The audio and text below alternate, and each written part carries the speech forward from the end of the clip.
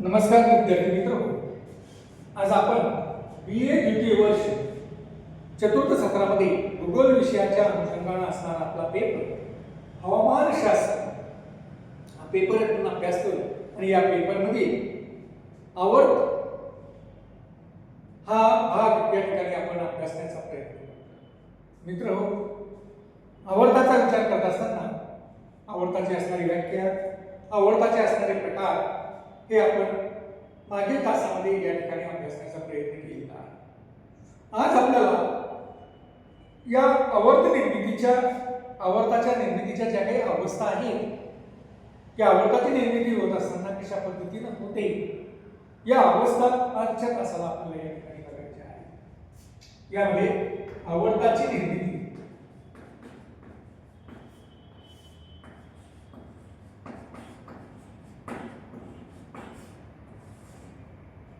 आवर्ताच्या निर्मितीच्या ज्या काही अवस्था आहेत या ठिकाणी आपल्याला बघायचं आहे. आवर्ताच्या निर्मितीचा मूळ जो काही आहे व्याख्येमध्ये आपण बघितलंय की दोन विरुद्ध दिशेने जाणाऱ्या वायुराशीमुळे आवर्ताची निर्मिती होते. पृथ्वीच्या परिभ्रमणामुळे थंड वायुराशी पूर्वेकडून पश्चिमेकडे आणि उष्ण वायुराशी पश्चिमेकडून पूर्वेकडे सरकतात व त्यातून आवर्ताची निर्मिती होते. ज्या ठिकाणी या दोन भिन्न वायुराशी एकत्र येतात त्या ठिकाणाला किंवा त्या क्षेत्रास ध्रुवीय सीमा असे म्हटले जाते. ध्रुवीय वायुराशी जड असल्याने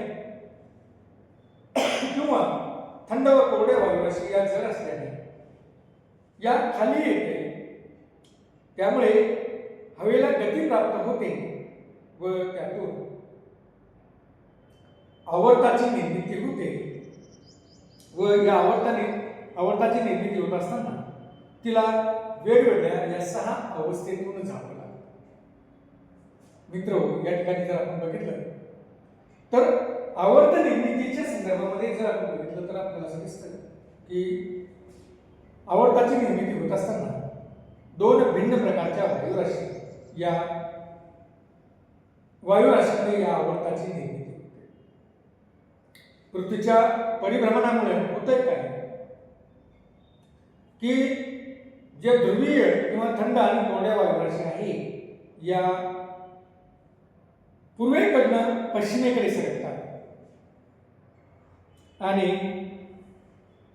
उबदार असणाऱ्या ज्या काही वायुराशी आहेत या पश्चिमेकडनं पूर्वेकडे सरकतात. त्यामुळे आवर्ताची निर्मिती होते आणि ज्यावेळेस या वायुराशी एकमेकांशी एकत्र येतात, ज्या ठिकाणी ते एकत्र येतात त्यांना ध्रुवीय सीमा असं म्हटलं जातं. आणि या ध्रुवीय सीमेजवळ जी काही थंड वायुराशी किंवा ध्रुवीय वायुराशी आहे तिच्यावर उष्ण आणि उबदार अशी वायुराशी चढलेली असते.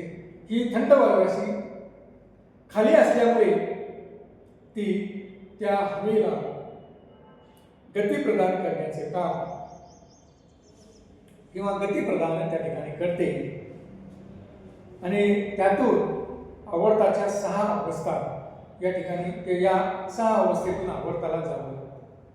त्यामध्ये पहिल्या अवस्थेमध्ये जर आपण बघितलं तर या अवस्थेत ध्रुवीय प्रदेशातील असणारी थंड वायुराशी, ध्रुवीय प्रदेशातून येणारी थंड वायुराशी व विषुववृत्तीय प्रदेशातून येणारी उबदार वायुराशी या ठिकाणी येते. दुसऱ्या अवस्थेमध्ये दक्षिणेकडील उबदार हवेचा भाग उत्तरेकडील थंड हवेमध्ये प्रवेश करतो. म्हणजे दक्षिणेकडील असणारी उबदार अशा प्रकारच्या वायुराशीमध्ये थंड प्रकारचे वायुराशी प्रवेश करताना आपल्याला दिसते. व ज्या ठिकाणी दोन्ही वायुराशी एकत्र येतात तेथे उभारासारखी परिस्थिती प्राप्त होते, उठावासारखी परिस्थिती प्राप्त होते. उबदार हवेचा भाग हा वर उचलला जातो. उबदार हवेचा जो काही भाग आहे तो वर उचलला जातो व त्या ठिकाणी उष्ण हवेची सीमा व थंड हवेची सीमा स्पष्ट मोठ्या प्रमाणात असते व त्या ठिकाणी मोठ्या प्रमाणामध्ये जसजशी हवा उष्ण उबदार बाष्पीभूत हवा वर उचलली जाते त्यामुळं सांद्रीभवनाची प्रक्रिया घडून त्या ठिकाणी मोठ्या प्रमाणात पाऊस पडलेला आपल्याला दिसून येतो. तिसऱ्या अवस्थेमध्ये जर आपण बघितलं तर ही अवस्था निर्माण होण्यासाठी 12 ते 24 तासाचा कालावधी लागतो. ही अवस्था आवर्ताच्या अभिसरणाची असते.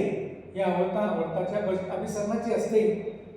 उष्ण हवेचा भाग विस्तारित होतो, उष्ण हवेचा भाग हा वाढतो. उष्ण हवेची सीमा थंड हवेच्या सीमेचा वेग जास्त असतो.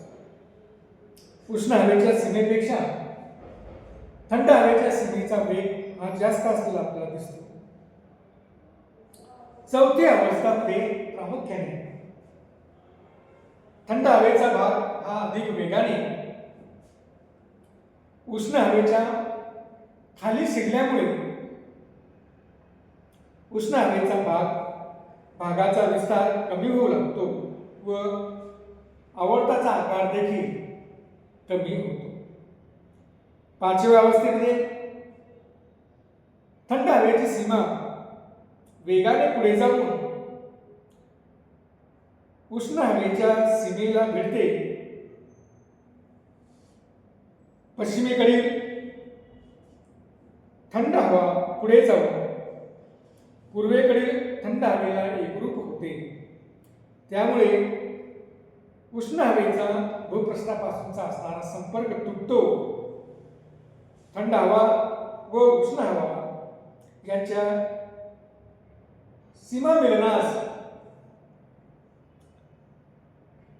संशोषण किंवा संशोषित सीमा असं म्हटलं जातं. सहाव्या अवस्थेमध्ये उबदार हवेचा भाग पूर्णपणे वर उचलला जातो. तेथे थंड हवेचे चक्र तयार होते व नंतर समान गुणधर्माची हवा त्यामध्ये पसरते. उष्ण व थंड वायुराशी परस्परांपासून ध्रुवीय सीमेमुळे विलग होतात. ही आवर्ताच्या रासाची किंवा क्षयाची अवस्था असून या ठिकाणी आवर्ताचा शेवट होतो. मित्र हो, बर्कलीस नावाचे जे काही शास्त्रज्ञ होते त्यांनी या प्रकारच्या अवस्था आवर्त निर्मितीच्या अवस्था या ठिकाणी सांगितल्या. पहिल्या अवस्थेमध्ये त्यांनी सांगितलं की थंड वायुराशी आणि उबदार अशा वायुराशी एकमेकांना येऊन दोन्ही वायुराशी त्या ठिकाणी येतात. दुसऱ्या अवस्थेमध्ये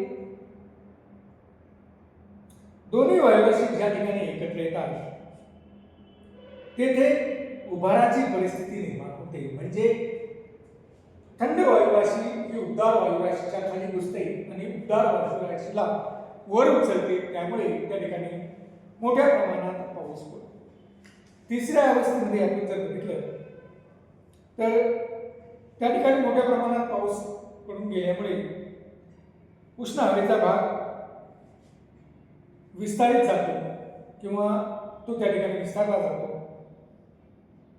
व उष्ण हवेच्या सीमेपेक्षा थंड हवेच्या सीमाचा वेग हा जास्त त्या ठिकाणी असतो. थंड हवेचा भाग अधिक वेगाने चौथ्या अवस्थेमध्ये हवेच्या खाली शिरल्यामुळे उष्ण हवेच्या खाली शिरल्यामुळे उष्ण हवेच्या